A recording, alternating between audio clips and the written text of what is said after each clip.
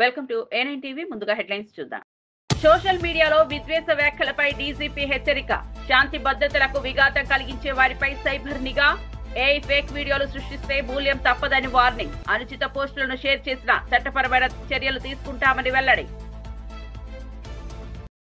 రాహుల్ గాంధీ జూబ్లీహిల్స్ గురించి ఎందుకు మాట్లాడడం లేదన్న హరీష్ రావు. బీహార్ లో ఓట్ల చోరీ జరిగిందని రాహుల్ గాంధీ గగ్గోలు పెడుతున్నారని విమర్శ. మాగంటి సునీతను అవమానించేలా మంత్రులు మాట్లాడారని ఆగ్రహం. తెలంగాణ మంత్రి శ్రీధర్ బాబుకు అరుదైన గౌరవం. ఆస్ బయోటెక్ ఇంటర్నేషనల్ కాన్ఫరెన్స్ లో కీలక ఉపన్యాసం చేయనున్న మంత్రి. దేశంలో ఈ గౌరవం దక్కిన ఏకైక మంత్రి శ్రీధర్ బాబు.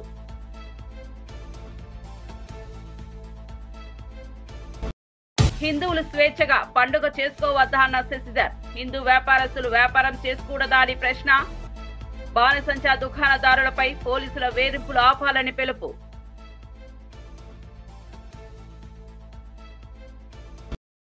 ఇక వార్త వివరాల్లోకి వెళ్తే, సామాజిక మాధ్యమాలను అడ్డం పెట్టుకుని విద్వేషాలు రెచ్చగొట్టే వారిపై రాష్ట్ర డీజీపీ హరీష్ కుమార్ గుప్తా తీవ్ర హెచ్చరికలు జారీ చేశారు. కులాలు, మతాలు, ప్రాంతాల మధ్య చిచ్చు పెట్టేలా పోస్టులు చేసినా, ఇతరులను కించపరిచేలా వ్యాఖ్యలు చేసినా కఠిన చర్యలు తీసుకుంటామని, అలాంటి వారు జైలుకు వెళ్లడం ఖాయమని ఆయన బుధవారం విడుదల చేసిన ఓ ప్రకటనలో స్పష్టం చేశారు. శాంతి భద్రతలకు విఘాతం కలిగించే కంటెంట్ పై రాష్ట్రంలోని అన్ని సైబర్ విభాగాలు సమన్వయంతో ప్రత్యేక నిఘా పెట్టాయని వెల్లడించారు. ప్రముఖులైన, సామాన్యులైన ఎవరి గౌరవానికి భంగం కలిగించినా ఉపేక్షించేది లేదని డీజీపీ తేల్చి చెప్పారు. ఫోటోలు, వీడియోలు లేదా కనీసం వ్యాఖ్యల రూపంలో రెచ్చగొట్టే చర్యలకు పాల్పడితే చట్టపరమైన ఇబ్బందులు తప్పవని హెచ్చరించారు. విద్యార్థులు, ఉద్యోగులు, సాధారణ పౌరులు సహా ప్రతి ఒక్కరూ సోషల్ మీడియాను బాధ్యతాయుతంగా వినియోగించుకోవాలని సూచించారు. ఆన్లైన్ వేదికలకు జ్ఞానాన్ని పెంపొందించుకోవడానికి, సృజనాత్మక చర్చలకు వాడుకోవాలని కోరారు.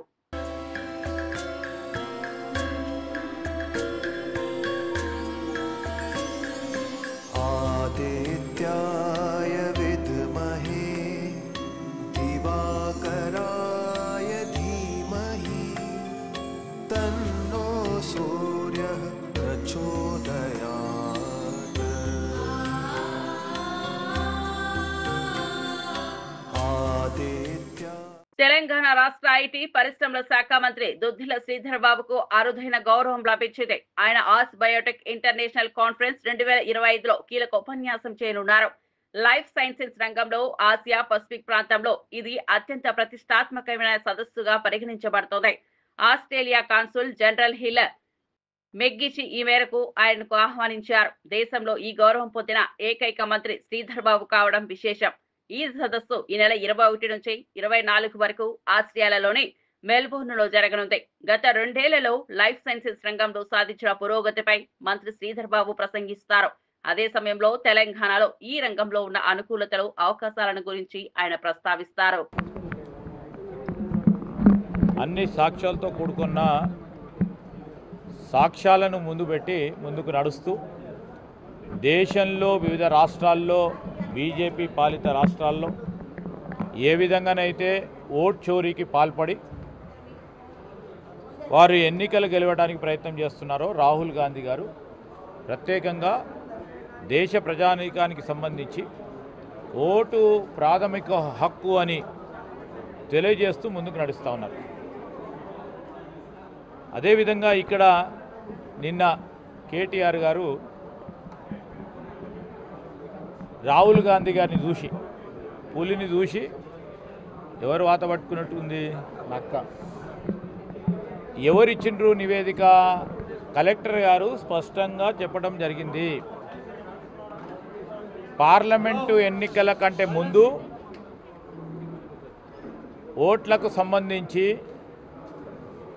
అసెంబ్లీ ఎన్నికల కంటే ముందు ఓట్లకు సంబంధించిన ప్రభుత్వం ఎవరిది ఉండే అని ఇక్కడ టీఆర్ఎస్ పార్టీ ప్రభుత్వం అధికారంలో ఉండే.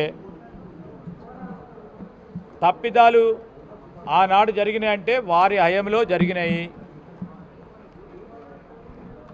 వారి హయంలో జరిగింది వారు ప్రస్తావన చేస్తూ ఉంటే మరి వారి బాధ్యులు కావాలి, కానీ మేము బాధ్యులు అవుతాం? ఆ రోజు వారు ఓటు చోరీ చేసి గెలిచిన కొన్ని సీట్లు కూడా ఆ విధంగా గెలిచిండ్రని స్పష్టంగా ఈరోజు వారు చెప్తున్నట్టు ఉంది. ఓటు చోరీకి సంబంధించి ఒక స్పష్టమైన వైఖరితో ప్రజాస్వామ్యంలో ప్రజలకు కల్పించిన ఒక ప్రధానమైన ఆయుధం ఎన్నికలు జరిపి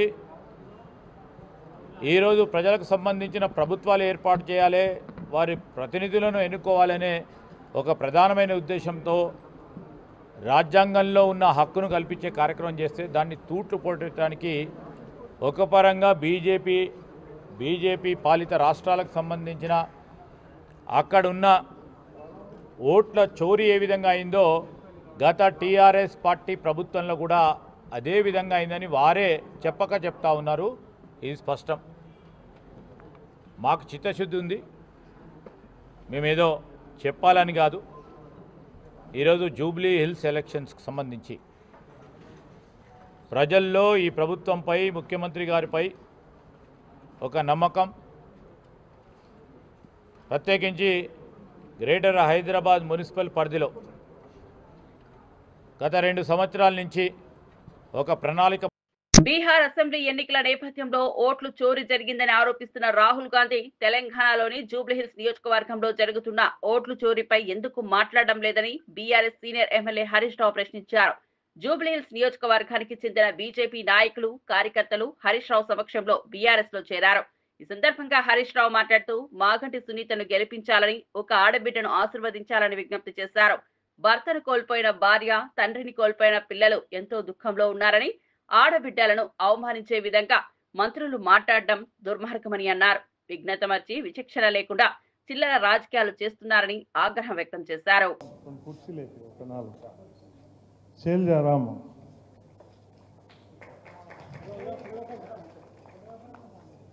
అదేవిధంగా ఇంకొక లక్ష్మి కాంగ్రెస్ డివిజన్ ప్రెసిడెంట్గా పనిచేసింది. Arundhati BJP city executive Arundhati Anuradha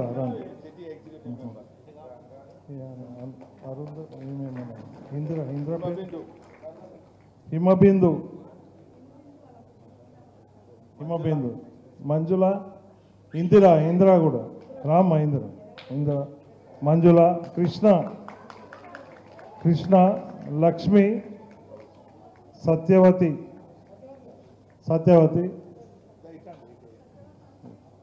ఇంకా మిగతా చాలామంది ఉన్నారు.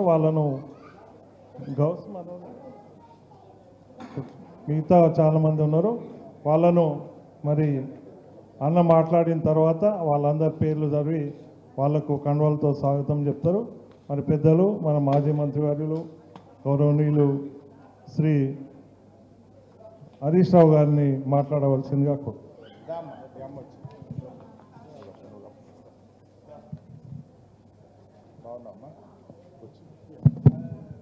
జై తెలంగాణ. మిత్రులందరికీ నమస్కారం. గౌరవనీయులు సభాధ్యక్షత వహిస్తున్న సీనియర్ నాయకులు పెద్దలు వెంకటరెడ్డి గారు, మిత్రులు మాజీ ప్రభుత్వ చీఫ్ విప్ హన్మకొండ మాజీ శాసనసభ్యులు దాస్యం వినయ్ భాస్కర్ గారు, అదేవిధంగా గౌరవనీయులు ఒంటేరు ప్రతాప్ రెడ్డి గారు, బాలప్రకాష్ గారు, తమ్ముడు నగేష్ గారు, జగిత్యాల జిల్లా మాజీ జిల్లా పరిషత్ చైర్మన్ సోదరిమణి వసంత గారు, మరి ఇప్పుడే బీజేపీ పార్టీకి రాజీనామా చేసి బీఆర్ఎస్లో చేరినటువంటి శ్రీమతి కళావతి గారు, బీజేపీ రాష్ట్ర ఎగ్జిక్యూటివ్ సభ్యురాలు శ్రీమతి. వరంగల్ జిల్లా వర్ధన్నపేట మండలం కఠ్యారాల్లో వింత ఘటన చోటు చేసుకుంది. 15 ఏళ్ల క్రితం వేసిన బోరులోంచి ఇటీవల 4-5 రోజులుగా నీరు దానంతట అదే పైకి ఉబిక్కి వస్తోంది. పడావు పడిన బోరులోంచి నీరు రావడం చూసి స్థానిక రైతులు ఆశ్చర్యం వ్యక్తం చేశారు. తనకున్న ఎకరం పొలం కోసం 15 ఏళ్ల క్రితం 200 ఫీట్ల లోతున బోరు వేయగా నీరు సరిగా రాకపోవడంతో వదిలేశామని రైతు కిరణ్ చెప్పారు. ఇన్నేళ్లకు బోరు నుంచి నీరు ధారాళంగా పైకి ఉబికి రావడం గంగమ్మ చలవే అంటూ రైతు ఆనందాన్ని వ్యక్తం చేశారు. విద్యుత్ మోటార్ను నడపకుండానే నిర్విరామంగా వస్తున్న నీటిని తన పంట సాగుకు వినియోగిస్తున్నట్లు కిరణ్ తెలిపారు. మాది కట్టాల వర్ధనపేట మండలం. నాకు ఎకరం పొలం ఉంది. ఆ పొలంలో 15 ఏళ్ల క్రితం ఒక బోర్ వేసాను. ఆ బోరు సరిగా పోయకుండా ఆకుండా పోసే బోరు అనుకోకుండా సడన్గా ఆ కేసింగ్ పైప్ నుంచి పైకి నీళ్ళు రావడం జరుగుతుంది గత 3 రోజుల నుంచి. అది నిరంతరం అట్నే ఆగకుండా వస్తున్నాయి. దానితో నేను బోరు పెట్టే పని లేకుండా అయితే అవుతుంది. అసలు ఇది ఇంతవరకు ఎప్పుడు అట్లా చూడలేదు మేము. మాకు చాలా ఆశ్చర్యం వేసింది, సంతోషకరంగా ఉన్నాము. గత 15 సంవత్సరాల నుంచి మాకు సరిపోని వైఎస్ఆర్సీపీ ఎమ్మెల్సీ తూమాటి మాధవరావు తీవ్ర స్థాయిలో విమర్శలు చేశారు. లేని మద్యం కుంభకోణాన్ని సృష్టించి ప్రజలను తప్పుదారి పట్టించిందే కూటమి ప్రభుత్వమని అన్నారు. కోర్టులో నిరూపణ చేయలేకపోయారని గుర్తు చేశారు. ఇప్పుడు అదే ప్రభుత్వం హయాంలో కల్తీ మద్యం కుటీర పరిశ్రమలా నడుస్తోందని ఆరోపించారు. అధికారుల కళ్ల ముందే ఈ మద్యం షాపుల్లో విక్రయం అవుతుండగా బెల్ట్ షాపులకు సులభంగా సరఫరా జరుగుతోందన్నారు. ప్రజల ఆరోగ్యాన్ని పణంగా పెట్టి లాభాలు పొందే ఈ ప్రభుత్వం సిగ్గుపడాలని మండిపడ్డారు. కల్తీ మద్యం గురించి ఆంధ్రజ్యోతి రాస్తే నిశ్శబ్దంగా ఉండి సాక్షి రాస్తే దాడులు చేయడం దౌర్జన్యమని అన్నారు. ప్రజల ప్రాణాలతో ఆడుకునే ఈ పాలనకు త్వరలో ప్రజలు గుణపాఠం చెబుతారని తూమాటి మాధవరావు హెచ్చరించారు. మీరే చెప్తా ఉన్నారు, లేని మద్యం కుంభకోణాన్ని కూడా దాన్ని సృష్టించాలనే భ్రమల్లో దాంట్లో భాగంగా మీరు ఎన్నో రోజులు మీ ప్రయత్నాలు చేశారు. కానీ ఒక్కసారి కూడా ఎక్కడ కూడా కోర్టుల్లో మీరు దాన్ని నిరూపణ చేయలేక ఈరోజు మీరు దాన్ని పక్కన పడేసే పరిస్థితికి వచ్చిన పరిస్థితుల్లో భగవంతుడే చూపించాడు. ఈరోజు మీకు రాష్ట్రంలో మద్యం ఏరులై పారుతా ఉంది. ఈరోజు కల్తీ మద్యం అనేది వాస్తవం. మేము చెప్తా ఉన్నాం, మా కందుకూరు నియోజకవర్గంలో గత 3 నెలల క్రితమే గుడ్లూరు మండలంలో కల్తీ మద్యం డంపు దొరికితే ఆ రోజు మీరు ఎందుకు దాని మీద పూర్తి స్థాయిలో యాక్షన్ తీసుకోలేదు? ఇది ఎక్కడి నుంచి వచ్చింది, దీని మూలాలు ఏంటనేది మీరు ఎందుకు ఆ రోజు లోతుగా కానీ వెళ్ళుండుంటే ఈరోజు ఈ పరిస్థితి వచ్చేది కాదు.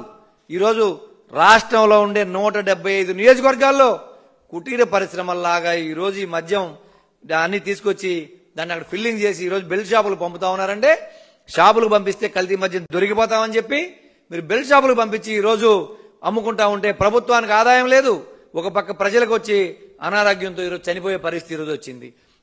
దాన్ని ఎవరైనా సరే మీడియా దృష్టి తీసుకొచ్చినా లేకపోతే బయట ఎవరైనా మాట్లాడినా వాళ్ళ మీద అక్రమ కేసులు పెట్టి జైల్లో వేస్తామని చెప్పి ఒక భయభ్రాంతులను గురి చేయడానికి మీరు ఈరోజు ప్రయత్నం చేస్తా ఉన్నారని చెప్పి మేము చెప్తా ఉన్నాం.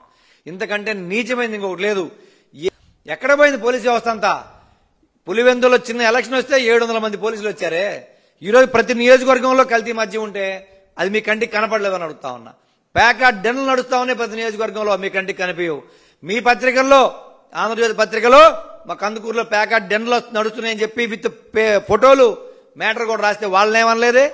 మరి ఇక్కడ కల్తీ మద్యం దా చనిపోయారని చెప్పి సాక్షిలో వస్తే సాక్షి ఎడిటర్ మీద కేసులు పెడతారా మీరు? అక్రమ కేసులు ముఖ్యంగా సోషల్ మీడియా వాళ్ళని తీసుకుపోయి ఎట్టా పడతాడు ఇష్టారీతిన బాపట్ల జిల్లాలో నిన్న రాళ్ళగొట్టి తీసుకొచ్చిన పరిస్థితి చూసాం. ఈరోజు వాళ్ళ మీద కేసులు. సాధారణంగా ఏదో ఆ గ్రామాల్లోనో మండలంలో జరిగిన పరిస్థితుల్ని వాళ్ళ సోషల్ మీడియా వేదికల ద్వారా వాళ్ళు చెప్తే దాన్ని అన్ని మాటలు మాట్లాడిన బాలకృష్ణని మాత్రం ఏమనరు, కానీ దాని గురించి ప్రస్తావించిన వాళ్ళు మాత్రం తీసుకెళ్లి జైలు వేసి కొట్టిన పరిస్థితి ఈరోజు మేము చూసాం. అదేవిధంగా చిన్న చిన్న ఇన్సిడెంట్లు పత్రికల్లో, మండలాల్లో జరుగుతాయి, గ్రామాల్లో జరుగుతాయి, నియోజకవర్గాలు జరుగుతాయి. వాటిని అక్కడ రిపోర్టులు అందరూ కూడా మా ప్రజల దృష్టికి తీసుకొస్తే మీరు ఎడిటర్ని తీసి పరిస్థితి చేయాలని చూస్తారా? ఎవరిని భయభ్రాంతులకు గురి చేయాలనుకుంటున్నారు మీరు? మీకు ఇన్ని ఛానళ్లు ఉన్నాయి, కానీ ఇంకా సాక్ష్యం చూసి ఈ రోజు కూడా వణికిపోతున్నారంటే మిమ్మల్ని ఏమనుకోవాలో, అసలు మీరు ఏ దారిలో పోతా ఉన్నారో మీరు ఆలోచించండి. ఈరోజు సోషల్ మీడియా, సాక్షి ఒకవైపున ఉన్నాయని చెప్పి ఈరోజు వాటిని ఏదో ఒక రకంగా సాక్షిని నిర్వీర్యం చేయాలి, లేకపోతే సోషల్ మీడియా కార్యక్రమం. వైఎస్ఆర్సీపీ ప్రధాన కార్యదర్శి గడికోట శ్రీకాంత్ రెడ్డి తీవ్ర వ్యాఖ్యలు చేశారు. ఆయన తెలిపిన వివరాల ప్రకారం విశాఖపట్నాన్ని రాజధానిగా నియమిస్తేనే రాష్ట్రానికి కీలక ఆర్థిక లాభాలు రావడం లేదు అనేవారు సరైన దృక్పథం లేదని గడికోట ఎదురు నిలిచారు. గతంలో విశాఖపై జరిగిన నెగిటివ్ ప్రచారానికి చంద్రబాబు పూర్వ ప్రభుత్వం ఆటంకమైందని, పోర్టుల అభివృద్ధి, హార్బర్లు ఇస్తున్న ఆదాయాల గురించి జగన్మోహన్ రెడ్డి చేపట్టిన పనిని తన వాళ్లు మర్చిపోయారని ఆరోపించారు. గడికోట శ్రీకాంత్ రెడ్డి అభిప్రాయంలో హైదరాబాద్ కంటే విశాఖలో పెట్టుబడుల ఓపెన్ మార్కెట్ కార్యకలాపాల వల్ల భారీ ఆదాయాలు రాష్ట్రానికి లభించడమని, అందుకే విశాఖ రాజధానిగా ఉండటం ఆర్థికంగా పనికి రావడం సబూహమని తెలిపారు. 17 మెడికల్ కాలేజీలు 5 మెడికల్ కాలేజీలు కంప్లీట్ చేసి 12 మిగతా మెడికల్ కాలేజీ వివిధ దశల్లో ఉంటే అసలు మెడికల్ కాలేజీలో లేవని మాట్లాడారు మీరు. ఇదే మీ విజన్? ఏ వ్యక్తి అయినా కూడా కష్టపడతాడు, ఏ వ్యక్తి అయినా చేయాలని తప్పిస్తాడు. మీరు పబ్లిసిటీ లాగా దావోస్లో చలిలో నడుచుకుంటా పోయినాం, పక్కన హోటల్ నుంచి పక్కకు నడుచుకుంటా పోయేది, దాన్ని ఒక ఫోటో తీసి పబ్లిసిటీ. దావోస్లో అగ్రిమెంట్ లక్షల కోట్లు అన్నారు, ఎన్ని ఒక్క పర్సెంట్ చూపించండి గ్రౌండ్లో పడినేటి. నువ్వేదో చేసుకొని అంతా నాదే అన్నటువంటిది కాదు.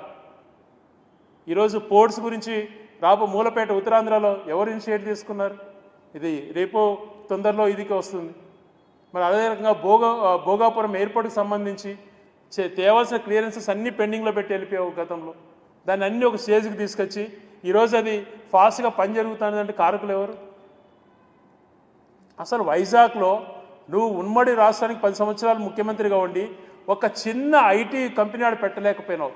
ఆ టైంలోనే హైదరాబాద్ అంతా డెవలప్ చేస్తూ మరొక పక్కన వైజాగ్ కూడా ఆద్యం ఉండాలని చెప్పి ఆ రోజు రాజశేఖర రెడ్డి గారు ఆలోచన చేసిందే కదా. అక్కడ ఈరోజు సాఫ్ట్వేర్ కంపెనీస్ అక్కడికి వచ్చినాయంటే రాజశేఖర గారి పుణ్యం కదా. మాజీ మంత్రి కాకాని గోవర్ధన్ రెడ్డి తీవ్రంగా స్పందించారు. చంద్రబాబు కట్టుకథలను ప్రజలు చీకొడతారని అన్నారు. జనార్దన్ రావుకు రాష్ట్రాన్ని పిలిపించిన కూటమి ప్రభుత్వం జయచంద్రారెడ్డిని ఎందుకు పిలిపించడం లేదని ప్రశ్నించారు. ప్రజల దృష్టిని మరల్చేందుకు చంద్రబాబు తప్పుడు కథనాలు సృష్టిస్తున్నారని విమర్శించారు. ప్రజల సమస్యలపై దృష్టి పెట్టకుండా ఆరోపణలతో మాయ చేయడం చంద్రబాబుకు అలవాటైపోయిందని ఎద్దేవా చేశారు.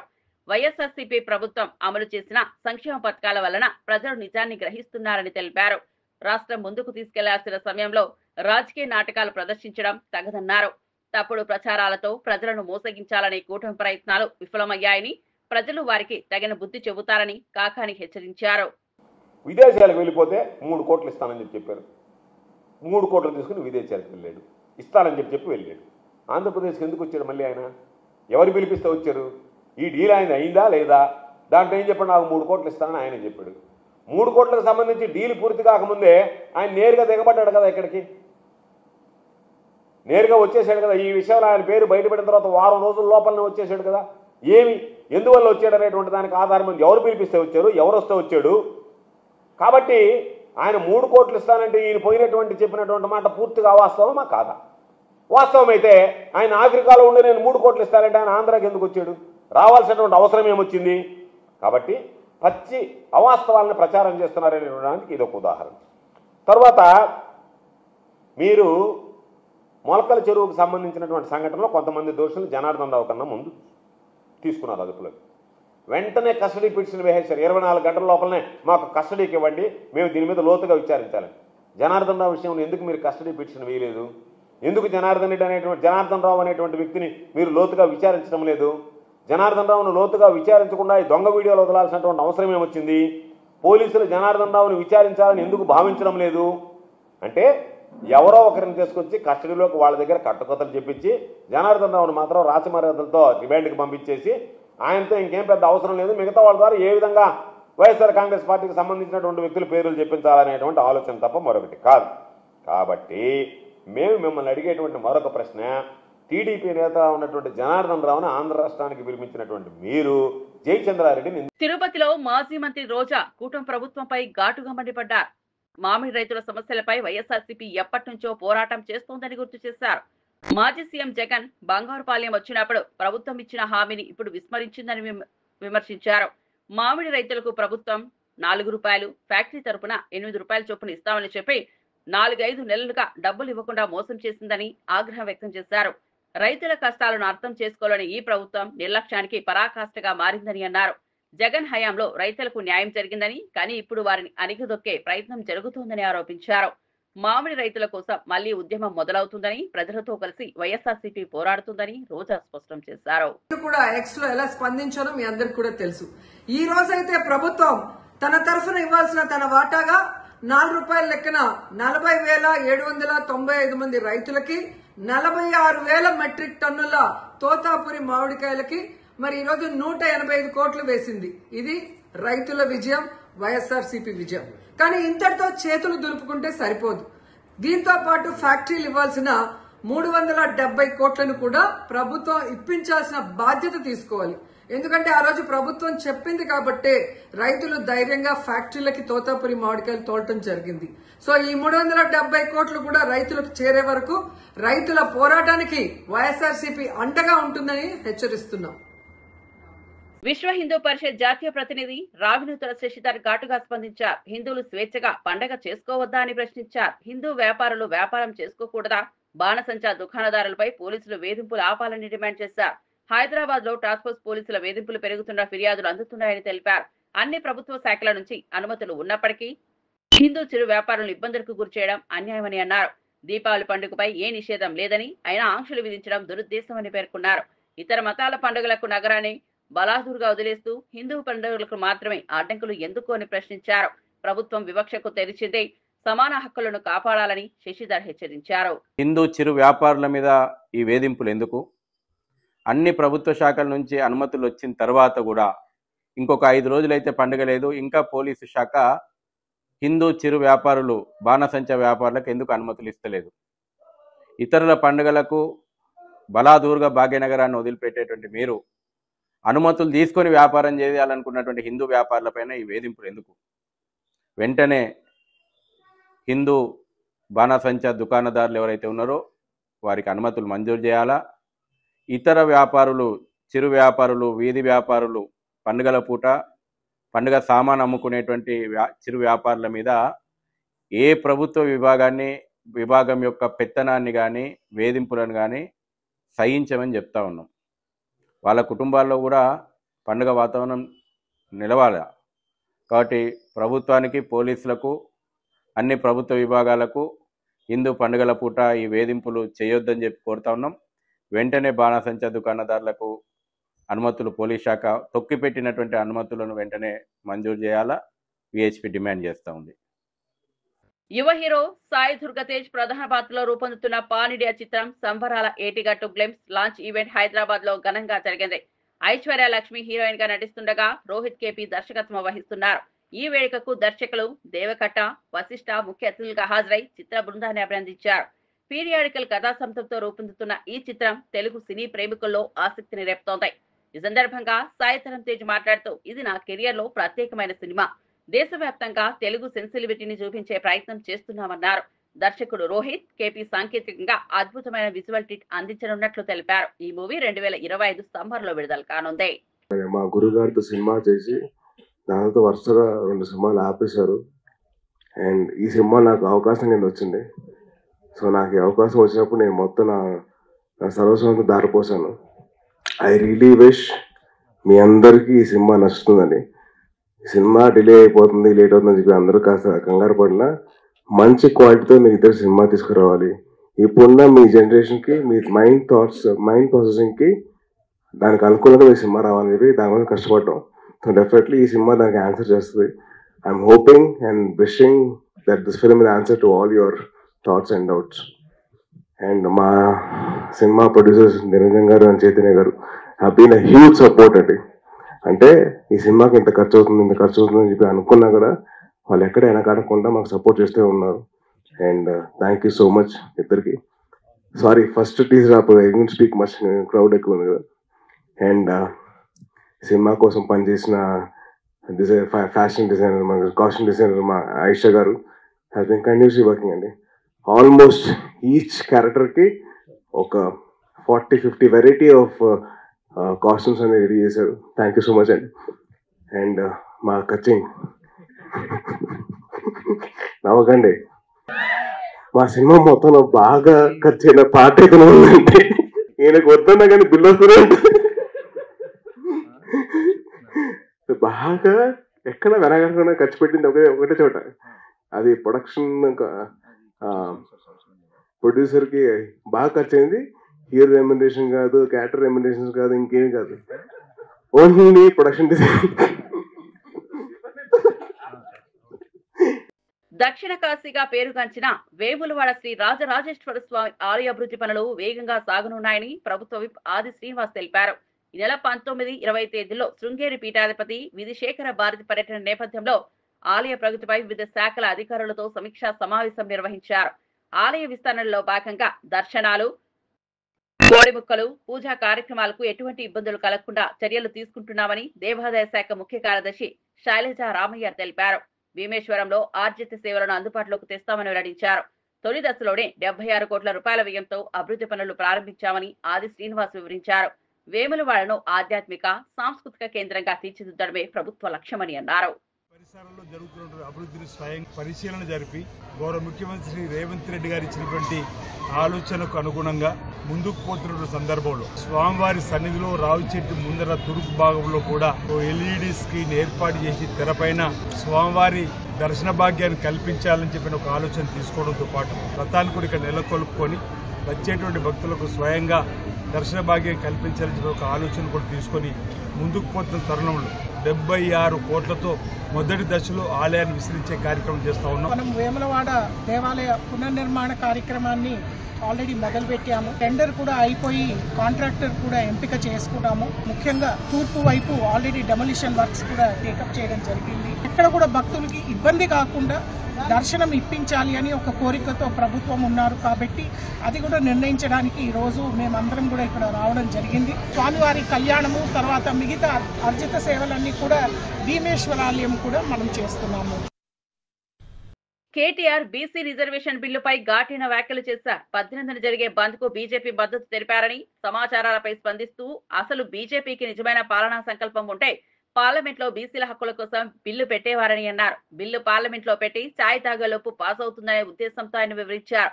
కేటీఆర్ అభిప్రాయంలో నిజమైన సంకల్పం ఉండకపోతే మాత్రం వాగ్దానాలు, రోడ్డు ప్రదర్శనలు మాత్రమే అవుతాయని విమర్శించారు. రాజ్యాంగ పరిరక్షణ, సమైక్య హక్కుల విషయాలను రాజకీయ ప్రయోజనంగా మార్చకూడదని ఆయన హెచ్చరించారు.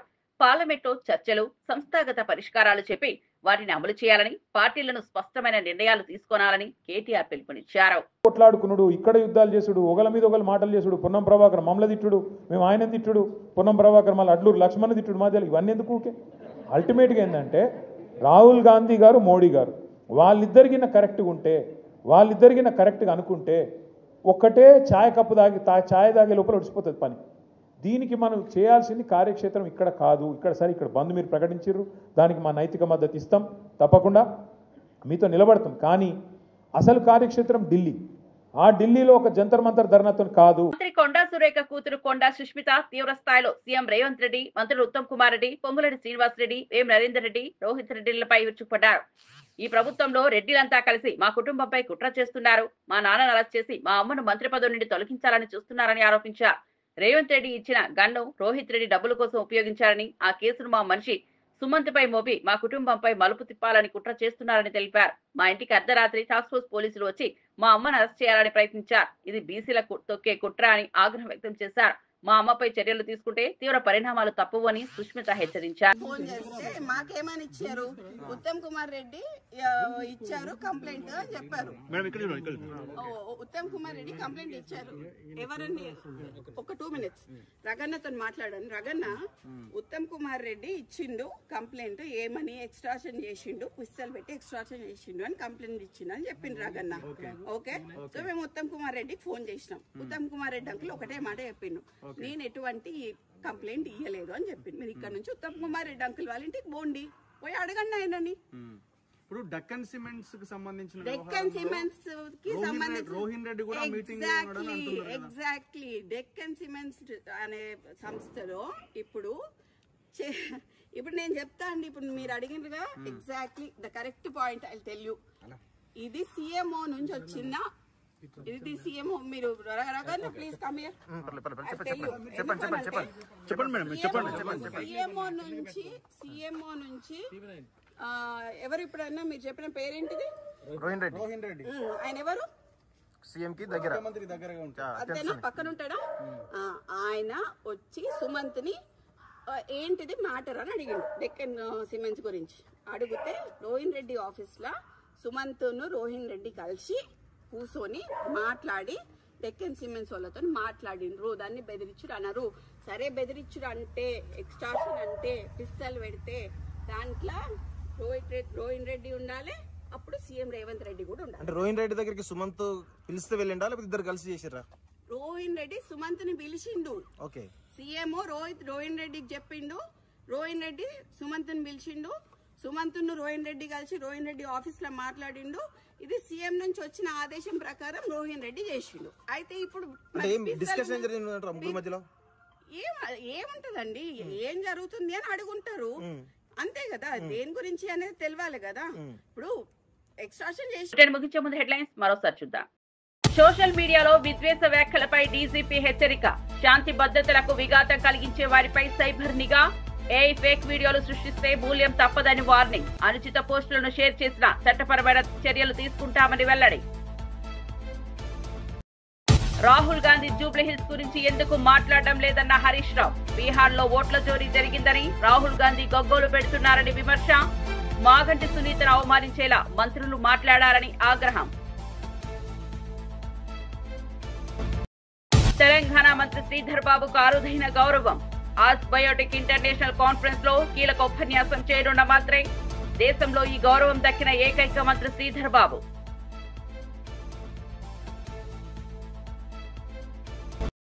హిందువులు స్వేచ్ఛగా పండుగ చేసుకోవద్దా అన్న శశిధర్. హిందూ వ్యాపారస్తులు వ్యాపారం చేసుకోకూడదా అని ప్రశ్న. బాణసంచా దుకాణదారులపై పోలీసుల వేధింపులు ఆపాలని పిలుపు.